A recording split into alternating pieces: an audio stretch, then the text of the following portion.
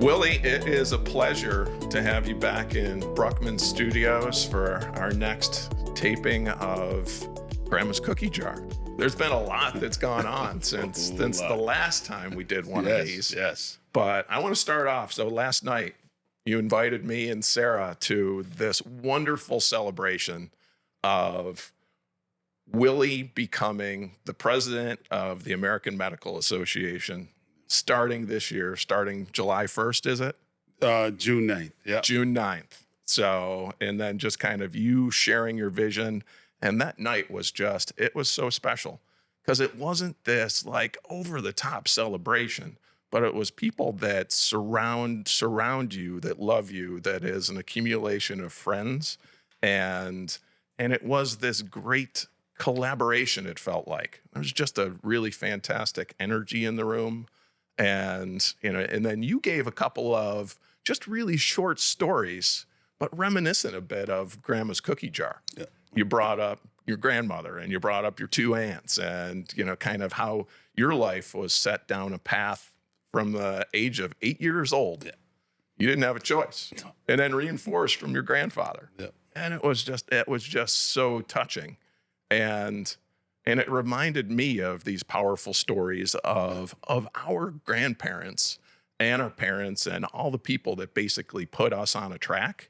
And then we don't know it at the time, but they're just kind of, they're pushing and they're guiding and they're, you know, giving us a little bit of room, but then yanking us back in. And they're loving us. And they love us. That's and right. I think, you know, just that being in that room is just a really good expression, I think, of what we're trying to do as, you know, these little tapings that we're doing as part of Grandma's Cookie Jar. These little bits and pieces of wisdom we didn't know we were getting at the time.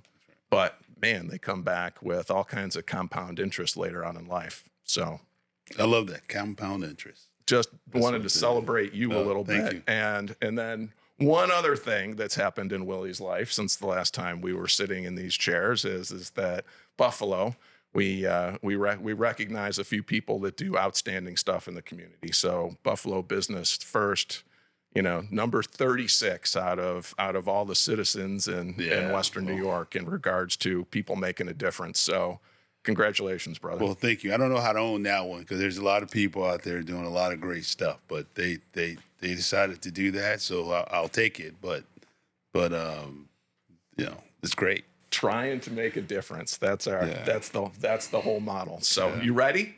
We've got ready. a couple topics teed All up. right. We have All no right. idea how these things are going to spit out of the jar. Let's see. Let's see what Grandma has in store for us today. It leads right in. It leads off with our mission and why we're doing this. This one's not really part of Grandma, but we've taped a few of these sessions now. And people kind of getting back to us and saying, hey, what's up with you and Willie? What are you guys actually doing? There's been enough of those conversations to kind of go, you know what? That's kind of true. We just kind of started this with the idea of let's get together. We love spending time together. We love sharing different ideas, mostly to help each other. That's right. And if other people can benefit from this a little bit, hey, that's fantastic too.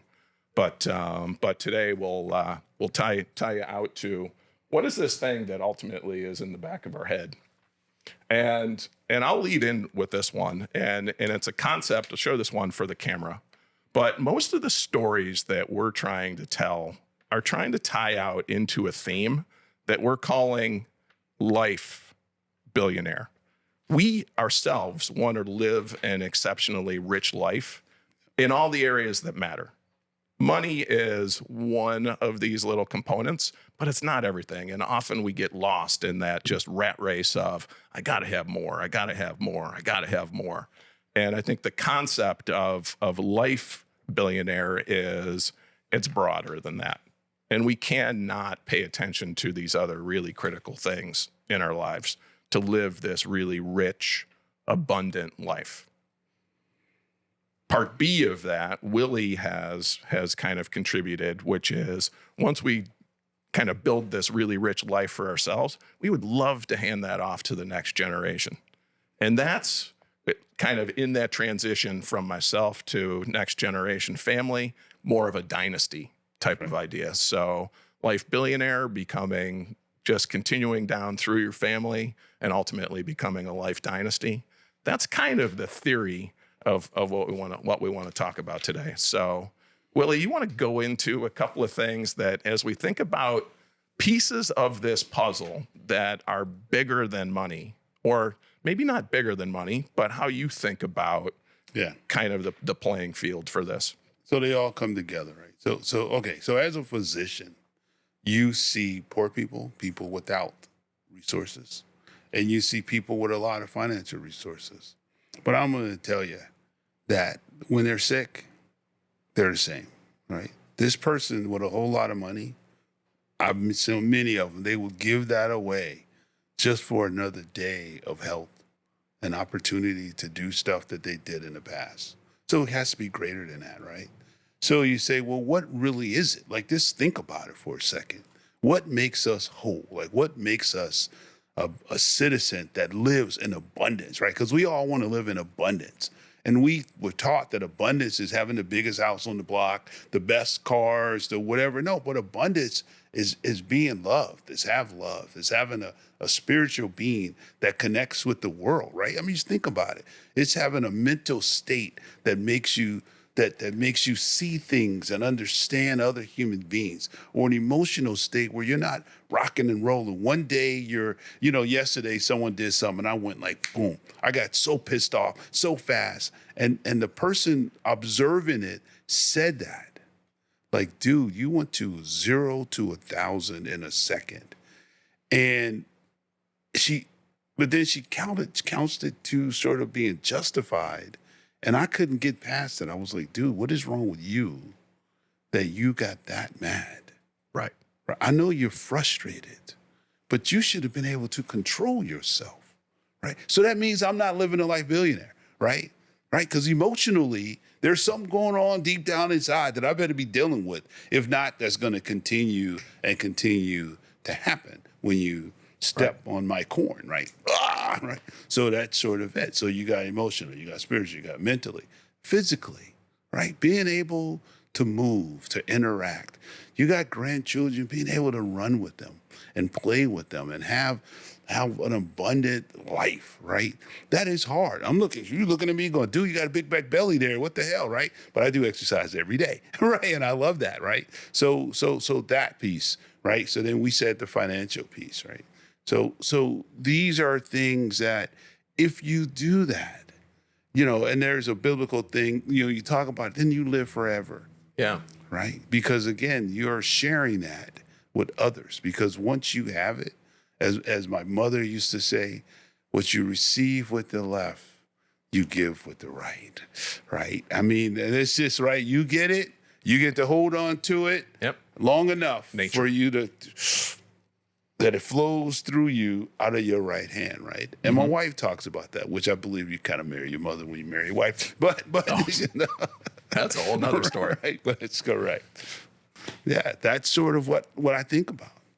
So you've dropped a whole bunch of really interesting stuff in there. I love the love piece, the health piece, but it's not just physical health.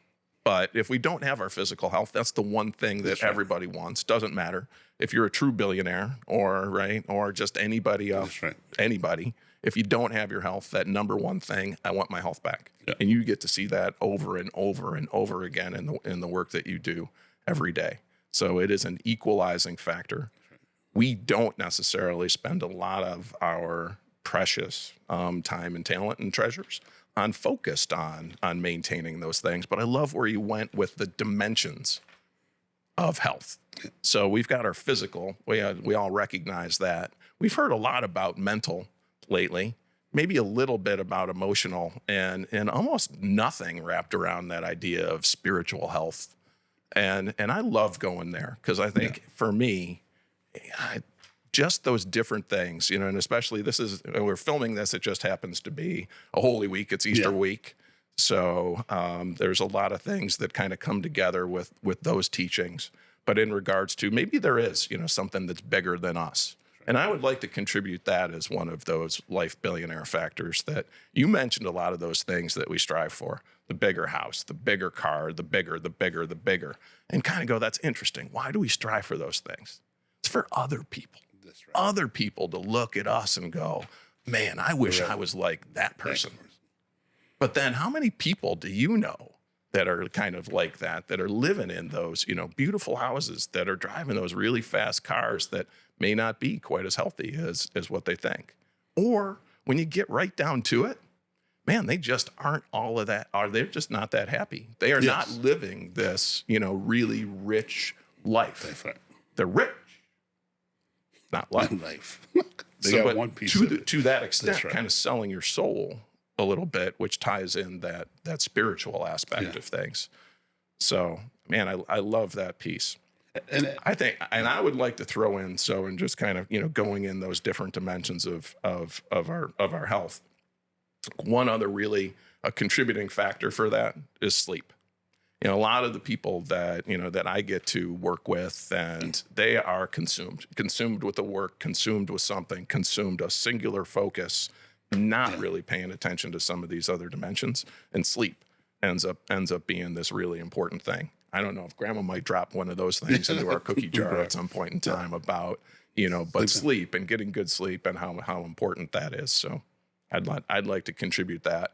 We're going to be contributing many more. This is not just this, kind of. No. So. And it's interesting. So I was thinking of intellectual. Yeah. And you thought of sleep. So then I'm going to tie the science behind this, right? Our intelligence, our ability to connect the dots, to think, occurs while we're sleeping. Because that's when the neurotransmitters expand and they grow and they connect and they send out the little tentacles to connect with one another. That happens while we're sleeping. Yeah. Right? So when I mentor students, I say, hey, listen, you got to sleep. You got to hydrate. You got to sleep. Our brain requires water. And while you're sleeping and you're studying complex, you want to learn medicine, you want to learn law, you want to learn whatever, but you can't learn it unless you allow your brain to make the connections, and that occurs while you're sleeping. So yes, I mean, there's a science behind these things that we're talking about. Right. Right. These, we talk about being happy and spirituality. Everything we said all ties together. And we could be here all day talking about the science behind it. Yep. But if you look it up, there is a science behind it. There is a science behind it. Well, I mean, and it makes a ton of sense. Think That's of, right. I mean, those days where you don't sleep very well. I mean, one day sometimes, hey, I can live with that. But you string 2 or 3 of those together, and how that impacts all of those other areas. That's right. So a lot of this stuff, I think a lot of what we're talking about in the life billionaire world is that it's just not one thing. That's right. It's a system, and it's a complex system that, ultimately, how do we keep track of this thing? No. And, and how do we use that in essence to, what are these dimensions? How do we keep track of them? How do we keep working down the right path? So. And that's a process. Right? Yeah. In our lives, people say, well, how do you become this? You're like, there's a process. And if you follow the process, then you achieve it. Right? You stay on the road. What I think about it is like the odds. Let's follow the yellow brick road. Yeah. We're following the road, but it ain't yellow brick. It's something else. Right? Right. And on the end of this yellow brick road is not a wizard. It's a great life. Love that. Yeah. That might be a good way to kind of tie this little segment out. So I can give one, though, to tie it out. Let's go the other opposite, the extreme of that, and go, if we don't know what we're shooting for, or if we're running in the wrong direction, we may not really get to that place where we're trying to go. That's right. So, and that's the Alice in Wonderland. We don't know where we're going, right? Really, any road will do. Take you. That's right. But a lot of the roads that we're choosing not necessarily for ourselves. We're choosing for other people, and how we think, and how we ultimately react to how other people look at us. And maybe that's not life billionaire. Maybe that's regular billionaire, or that's bankrupt. life bankrupt. That's right. So that's an interesting idea, Bankrupt. which is a regular billionaire, and this is a broad generalization. That's right. Right. But as you think about that, if you are that single dimensional, I am 100% focused on this thing. More, money, money, money, money. Just go, go, go, go all the time. Are you life bankrupt? That's right. That's an interesting thought. We'll leave it there.